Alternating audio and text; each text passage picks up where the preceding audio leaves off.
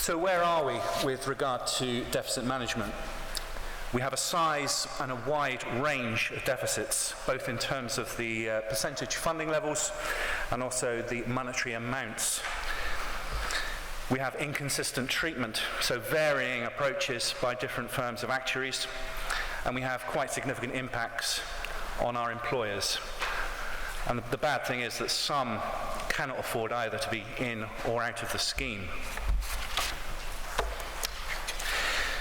The solutions are limited. Whether you're 95% funded or below 60% funded, these solutions will apply. You can either increase your contributions, improve your investment returns, or manage your liabilities. Now, increasing contributions, that's basically throwing money at the problem. We have seen relative popularity of this solution in recent years. A lot of our employers, in a bid to reduce their reserves, have utilised their spare cash, currently earning less than 0.5%, and basically save the interest charged on the deficit with regard to the specific employer. Now, that will reap a reward post the following valuation, in theory, with smaller contributions as a result of this strategy. The improvement for investment returns, obviously they need to be consistent, they need to be long-term. And with regard to management of liabilities, much more emphasis has been placed on this over recent years. So how do we measure the liabilities? At the 2013 valuation, the deficit stood at 47 billion. But on a CPI plus 3% basis, which was measured by the Scheme Advisory Board, this magically reduced to 27 billion. And there's a call for standardised assumptions to be used as a comparator, not to operate on the same basis, but to have the information that if all of the assumptions were standardised, what it would mean. And this probably will take place from the 2016 valuation and a look back on where we were at 2013. Now this, in almost certainty, will be a requirement by the Scheme Advisory Board to be enacted next year. What are the important assumptions in an actuarial valuation?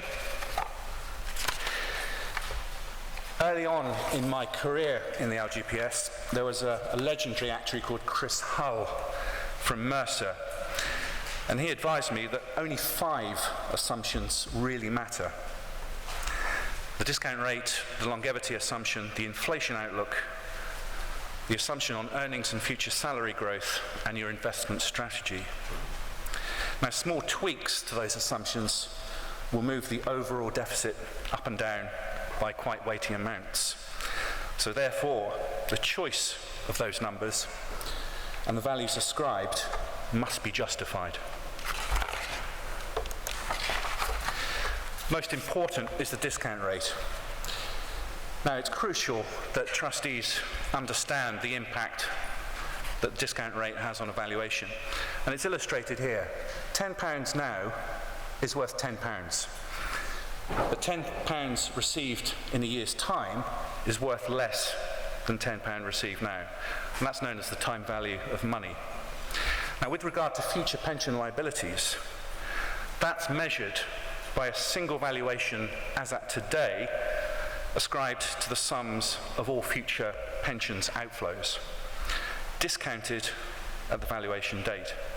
So my specific example, if I retire in, say, 2030, and I live for another 30 years, and I draw a pension for those 30 years, all of those cash flows would be discounted to today's valuation. Now, if you choose a discount rate of, say, 2%, that £10 is worth £9.80 in a year's time. But if you discount at 5%, then the valuation goes down to £9.52. So the lower the discount rate, the higher the liability valuation. And in this low rate environment in which we're in at the moment, the bank base rate has stood at 0.5% for 79 consecutive months. And it's this low interest rate environment where we have high liabilities and therefore we have deficits. Longevity. we've been living a long time. Now, these are illustrations of where we are on longevity. The average 18-year-old joining the LGPS today could be drawing a pension into the 22nd century. Achieving centenarian status could be commonplace, and as Lord Hutton has announced on many occasions, the first person to reach 150 years might already have been born.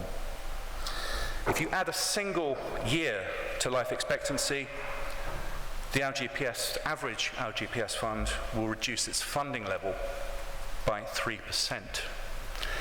And if you add a single year to life expectancy, you will increase your future service rate by 0.8%. So it's expensive living a long time. You can hedge this risk, and that will add certainty to the calculations that your actuary will make, but it's expensive to do this. Now, inflation at 0.1%, will we suddenly see a future rise in the future years? Quite possibly, but unlike ordinary debt, inflation doesn't wipe out a liability, it adds to it because of the CPI nature of future pension payments. Earning salary growth, recently a lot of pressure on salaries.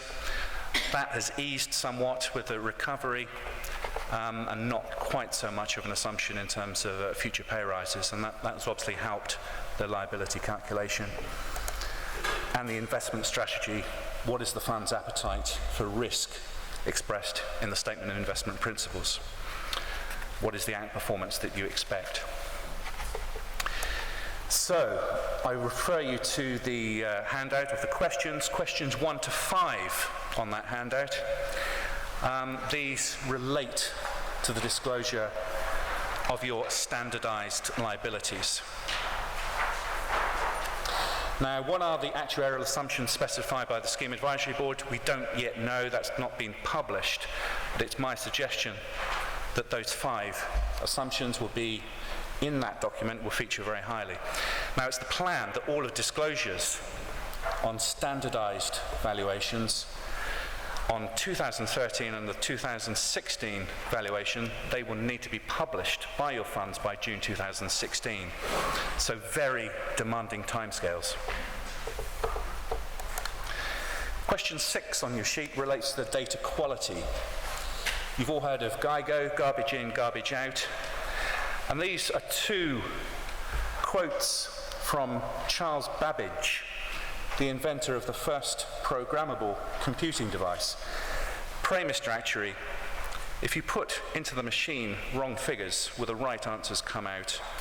And errors using inadequate data are much less than those using no data at all. So your data quality, outstanding importance in the actuarial process. Question 6 refers. Question 7 on the sheet. Do you have a stability mechanism in your contribution rates? Now, in Surrey's Statement of Investment Principles and also the funding strategy statement, we have objectives. First one is to achieve 100% funding level in the short term. The second objective is to be as consistent as possible in our contribution rates. So the desirability of maintaining as nearly constant a contribution rate as possible. Now, it's my suggestion, and this is detailed in question 7, your future service rate should be protected from stability. Your deficit costs, or deficit contributions, they are sacrosanct, and I would suggest that stability doesn't apply to deficit contributions. Future service rate, there is a case for maintaining stability.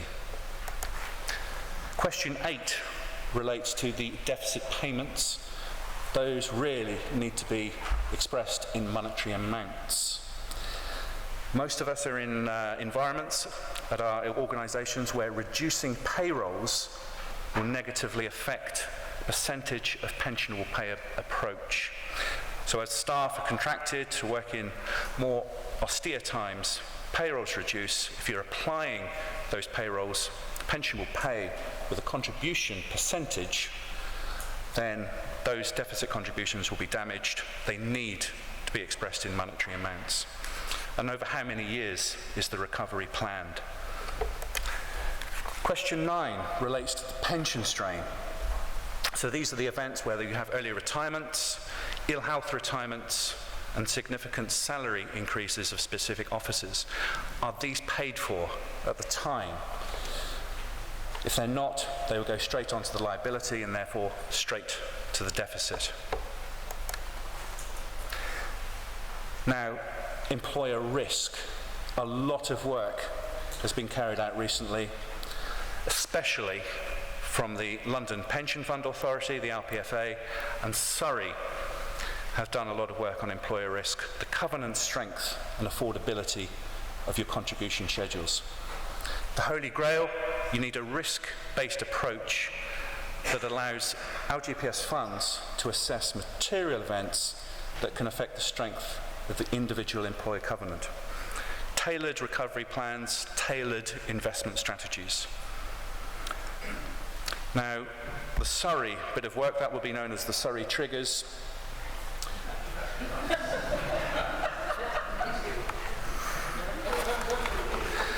And question 10 refers the need to regularly assess strength, affordability, the assessment result impacting asset allocation, investment strategy, and the recovery period. Now, the LPFA will bring in varying discount rates for specific types of employer, which is a move onwards from that. Question 11, security in exit situations by your employers. You could allow a longer recovery period and lower contributions if you have security built into your employer arrangements. Examples include charges on assets, parent guarantees, escrow accounts, and bonds in place. Now, PricewaterhouseCoopers have done some work on this. They're recommending there should be some prescription on the assumptions used in exit payment calculations, because at the moment it's the actuary's natural, prudent approach which counts, and that can be quite expensive for employers leaving the funds. The investment decisions and deficits. Again, I refer to the bit of work that was carried out by PricewaterhouseCoopers. They found there's no evidence that overall LGPS funds with lower funding levels are taking more adventurous asset allocation decisions than the better funded. If anything, some display a little more caution.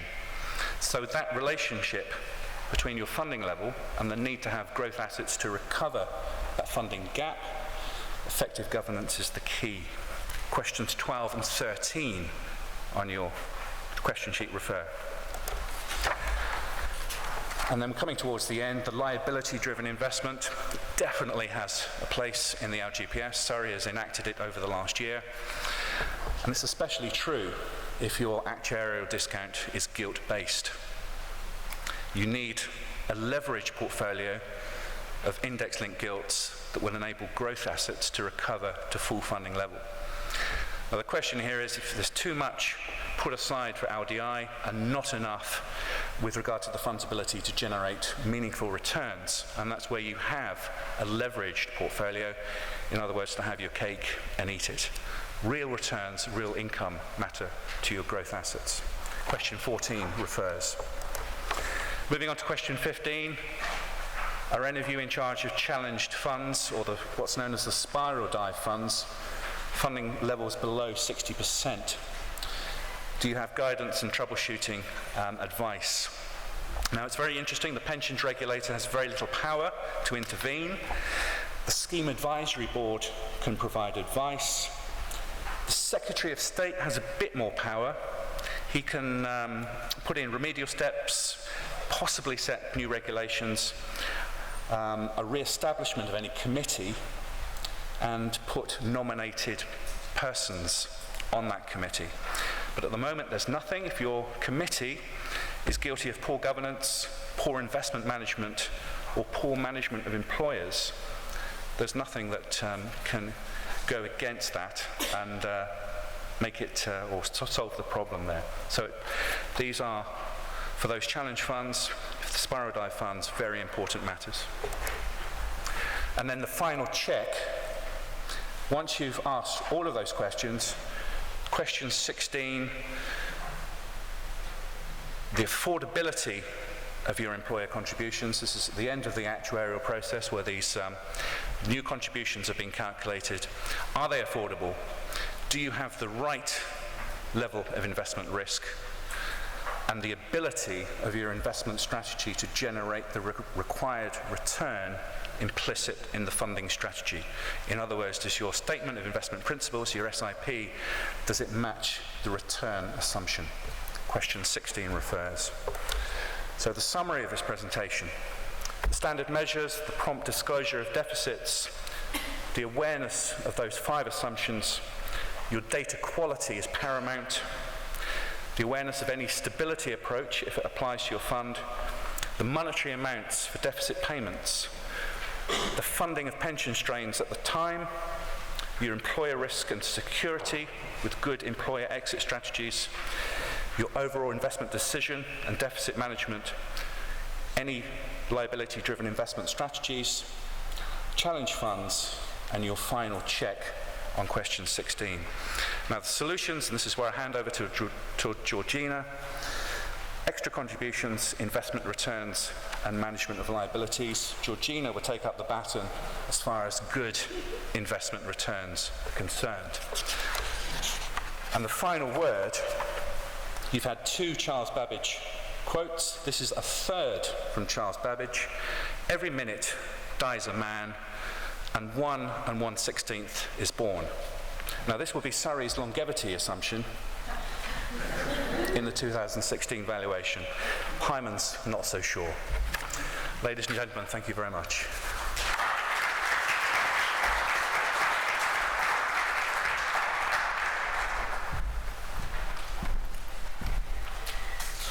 Okay, perfect. Good afternoon, everyone. So I just want to spend the last 10 minutes or so really digging into, I suppose, one part of what Phil was talking about in terms of investment returns, and not really doing it from a specific starting point of where you should invest or where you should be thinking about, but I think just to prompt some thought in terms of alternative approaches to thinking about how you generate that, the returns that you need for the growth asset part of your portfolios, but also thinking about dampening volatility as well. You know, we have to think about one side of the equation, which is getting those returns over time, but maybe doing that with slightly lower risk as time moves on, and maybe thinking about ways that we can do that. So in terms of what I want to cover, I think the first part is really thinking about the dynamics across financial markets. And just in the last couple of months, we've had some stark reminders about how the dynamics and the drivers of markets can change pretty rapidly. Now, that doesn't matter for returns necessarily, but what it can matter for is how different markets interact with each other. Because if the drivers really meaningfully start to change, the way you blend different investments becomes very challenged. If equities and bonds and commodities and properties start behaving in a very, very different way, then that lovely low-risk portfolio that potentially you've put together over time can actually be much higher risk than you thought it was in the past. And this can last for decade-long periods. So I may refer to short-term examples of how this can shift and how it has in the last few months, few years, but actually this can last for a long period of time. And so I really think it's something that's worth thinking about. And so then I just want to introduce a couple of different ways of thinking about investment. And when you're thinking about where to invest or potentially what active solutions you might incorporate into your broader portfolios, that flexibility is really the key word. When I talk to people about investment options, I think flexibility is the word I use more than any other to just suggest that these options or multi-asset options need to have the flexibility to go to places to give you that general return stream over time. And I think that's something that's just very important to consider when you're looking at your different options. And in a way, what multi-asset gives you, I mean, I'm focused on multi-asset, but I promise I won't talk about our solution, but I'm involved in that area. I think the important bit about it is that it just provides another asset allocation option. It's another asset class that can be considered. But you've just got to make sure that that different asset class is actually offering you a different return stream. And that's what's so crucial when you're looking at some of these different solutions. So I want to start with some what could be deemed overcomplicated diagrams, but visually, this is something that over the next couple of slides just gives you a snapshot of how dramatically the interaction between different asset classes can change over time. So what you've got here is a heat map. You have a load of different asset classes ranging from different currencies through to different commodity markets, equity markets, bond markets. You can look at the detail in your own time. The important part is whether it's green or red across that chart. So what this says is if you're in the blue to green area, then you're, or in the green area, you're not highly correlated with other things on this map. When you look at the red portions, it shows you're very highly correlated. So as asset classes, you're doing pretty much exactly the same thing. You're going up together and you're going down together. So red is bad when you look at the diversification dilemma that we all face in various guises through time. So this was actually the world pre-crisis. So this was back in 2005. This is how markets looked, and you were getting quite a good level of diversification across different markets. We move forward to 2013. Now again, forgive me for using shorter term examples, but these are things that can last for multiple years, and I would say we're probably entering a phase where the correlations between different markets are changing quite markedly. And the 1990s was actually a clear example of this, or where you actually started to see the correlation between different asset classes change for a multi-year period, so I really think it's worth considering. 2013 was where there was the first discussion about removal of policy stimulus from the Federal Reserve in the US. So they were going to start thinking about when they were going to raise rates, starting to remove quantitative easing or support from markets. And you suddenly see that portion of red on the map increases significantly. So all of the asset types that have done incredibly well off the back of policy stimulus, equities, commodities, bond markets, etc., all became much more correlated with each other. And that posed a real dilemma for where you're going to get your return engine over time, but also how you're going to do it with maybe less volatility versus things like equity markets. Look at this chart in 2012. This is something that's even more extreme. So the red highlights where you're positively correlated, the blue highlights where you're negatively correlated. So there were quite diverse moves across markets. And it was a very intense period of risk-on, risk-off periods. So it just shows you how over, a few years you can get a very different market dynamic. And as investors, we have to navigate this and make sure we're always focused on the right part of the market to be able to achieve consistent returns over time. And this is how it looks today. So we're not quite back to the pre-crisis levels, and there are pockets where you're getting a huge amount of red on that chart, where you're getting a lot of asset types moving together. Now we could spend hours talking about why this is. I think one of the big changes is that we are now moving to the next phase of the economic cycle, and that means that there will be a fundamental shift in where you'll get your returns from, A, and B, how markets will behave. And so when we move into the phase of rate rises, changing quantitative easing, etc., that really significantly changes the risk dynamic across a lot of these investments. So what do we do about it? I think what we have to think of very carefully is when you divide the world into asset classes, you can be vulnerable to some of these big shifts across different markets and those dynamics starting to change.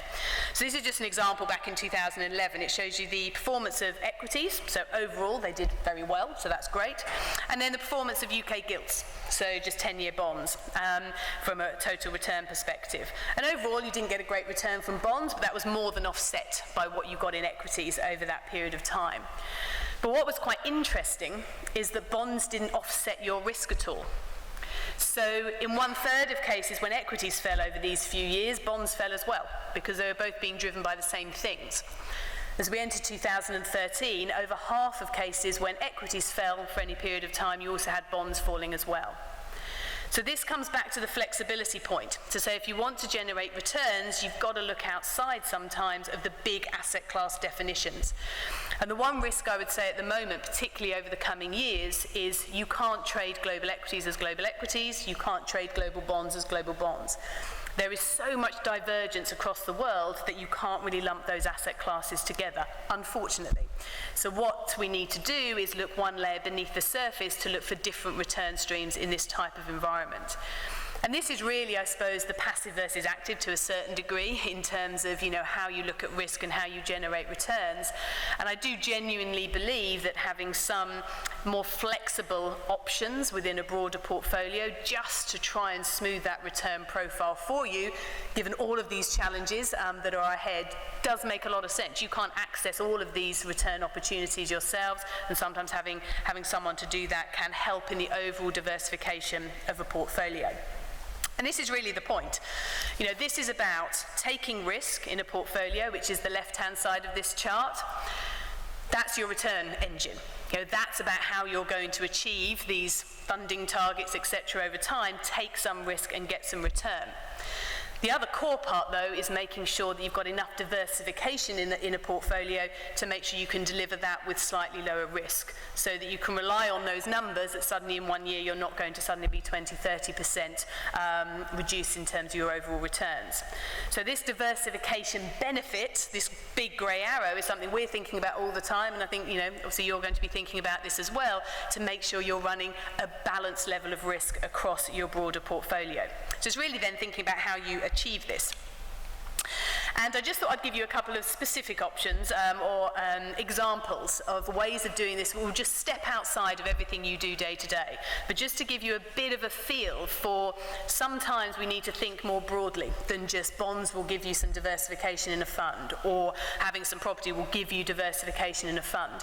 There are other very, very liquid options out there that can give you some form of return profile, but also be great for a portfolio because it reduces overall risk for you. So get the returns, but do it in a much smoother fashion. So this is an idea which is about global trade. I won't get into too much detail on it, but what's happened over the last few years is that policymakers in certain countries around the world have been fantastic at grabbing their share of global trade. And Japan has been one place that has been incredibly successful at doing this. So they have devalued their currency, the light blue line. That's been going down pretty significantly. So their goods look nice and cheap globally. Everyone wants to buy them. Poor Korea, who's also very reliant upon export markets, wants to grab hold of its share of that global trade, has lost out because it's become more and more expensive as its currency has gone up. It wasn't as active in talking its currency down. I think over the next few years you'll see more of this. We've seen it in China come through, devaluation, all of this competitive devaluation happening because global growth isn't that strong, and therefore you need other things to make you more competitive and to get your share and to get your economic growth stronger globally. So this is an idea where there are loads of fundamental reasons why the Korean won, very specific example, but that will start to weaken globally versus the Japanese yen, which might start to rise. So this is an idea that we've looked at, but why should we add it to a portfolio? Well, the brilliant thing about it is it's got a 49% negative correlation with equity. So when you think about bonds, you add them to a portfolio to reduce your overall risk. You want some returns over time, but it also dampens your risk profile. Bonds may not do that for you consistently over time. And therefore, having other options, again, it comes back to that flexibility word, add this type of idea in, it's a brilliant diversifier. So in a crisis, people would rather hold the yen than the Korean won, and it's things like this that in the recent market turmoil that we've seen have actually performed incredibly well, because it's this type of idea that's diversified a multi-asset portfolio. Another example is fixed income more generally. You don't just leave fixed income out completely from a portfolio, but what you can do is a relative view on fixed income markets. And this is a view where you could look at somewhere like Australia, which is on the back foot in terms of growth right now, versus somewhere like Europe, which, dare I say it, might be seeing some kind of recovery coming through. So in a fund that has more flexibility, you can buy an Australian bond, but you can sell a Eurozone bond against it. You can do a relative view between two markets. So don't make the decision to buy or sell bonds, make the decision on the relative value between the two markets. This is a great idea for a portfolio, lots of fundamental reasons why you might want it in there, but it's risk neutral. It's just 7% correlated with equity. It's not doing those big risk on, risk off moves. It's actually operating independently to that. So these are just two examples of where if you want to add something to aid your return stream over time, this isn't necessarily for you to do directly, but just looking at options that are out there that have the flexibility to do this. You will always have bond investments, you will always have equity investments. If you want to add something to that as a separate asset type, then looking at some of these funds that can do this, I suppose more linked to that DGF space for you and how that's defined, can actually add something different to your portfolio and hopefully give you the returns, but also dampen volatility over time as well. And this is the final chart to give you the reasoning why. So we always hear this word, macro funds. It's always that horrible, dirty word that's often associated with things like hedge funds, etc. Luckily now, there are a lot of liquid options in this space, which I think is great. I think you have a lot of choice. But what it gives you is something different for your portfolio. And as I say, genuinely gives you a separate asset class. And the way that one way of looking at that is just to correlate what a lot of these macro funds, and all that means is it's funds that's doing something slightly different. Not a balanced fund, not doing asset allocation, but a fund that's stepping away from that, much more flexible to do other types of investments. And when you then look at the correlation with things like equity markets overall, you'll notice on the right-hand side a more asset allocation approach, balanced fund approach, actually over the last 10 years or so has been very highly correlated with equity. It hasn't given you that much diversification by holding that blend of different asset types. On the left-hand side, you've got a blend of different macro funds. These are the funds that are just doing something slightly different. You've suddenly got a much lower correlation with equity. That gives you something, a different return stream, and gives you some genuine diversification versus the rest of your portfolio. So I think I've just about, hearing the clap in the other room, we've just about kept to time.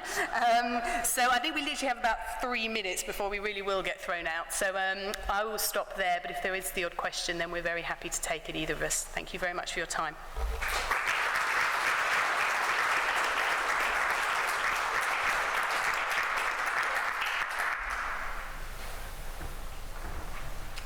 Questions work.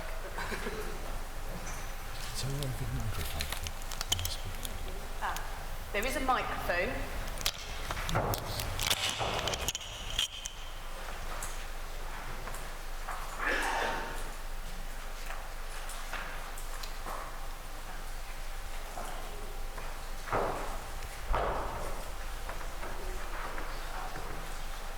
Kevin McDonald from the Essex Pension Fund. Phil, could you say a little bit more about the assumptions part of your presentation? Because I think I heard you say funds would be expected to disclose their assumptions by June 2016. Yes, it is my understanding.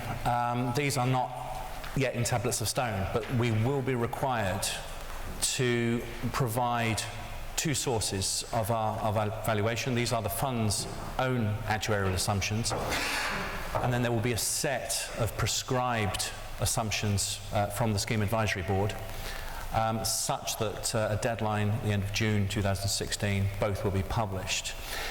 As far as those assumptions are concerned, I have been led to understand that the longevity assumption, where obviously different parts of the country there are different experiences of longevity, it doesn't make sense to have a standardized approach there. So the fund's own approach to its longevity assumption, obviously it's different from Dorset to, say, various parts of Lancashire, and that's just a fact of life. You don't have to be politically correct to say that difference exists in terms of people's life expectation. But that will be a requirement. And as I said in my presentation, it's a demanding timetable for the actuary to get that work done.